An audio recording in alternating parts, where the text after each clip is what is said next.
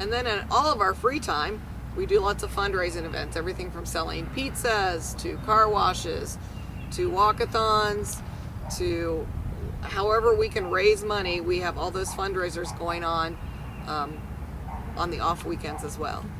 I think the hardest thing of working for a nonprofit are just, some of the obstacles that we encounter. For me personally, financially, it's an obstacle.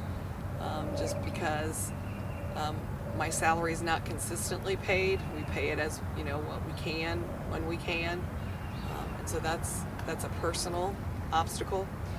Funding for the group is always hard. Our budget this year is over $260,000 and we raise all of that. We're not funded by any grant or foundation, and so we have to raise all of that money through ticket sales at our shows and through fundraising and donations from people. So that's pretty tough.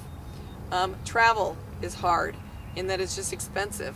Gas prices are crazy right now, and so when you have to charter buses and school buses and the lease on our truck that we travel with all of our equipment, and then the vans and the trailers that pull our sound equipment, it's just crazy the expense that's involved in the traveling with the group. Everything we don't own. We do own a van, but we don't own the truck and we don't own a bus, so everything has to be leased through various companies. Another obstacle is the fundraising that the kids have to do. Each student in our group has to raise over $2,000 a year. It's about $170 a month that they each personally raise to be a part of the group.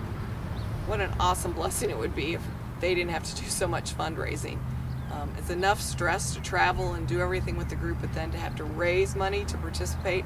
I always love it when we go do performances and people will say, "How much do you get paid? How much do the kids get paid to do this?" And they laugh and no, we actually pay to be a part of things. So if we could make the fundraising, easier on the kids and not so as much money that they have to come up with would be absolutely awesome. Another huge obstacle that's getting worse is the rental of auditoriums. When we go into these different cities, into these high schools, we have to pay for the use of the auditoriums. They don't give them to us for free.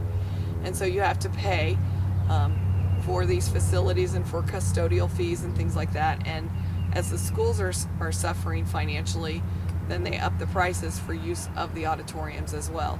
So those are just a few of the obstacles that we face that are pretty tough for our nonprofit group.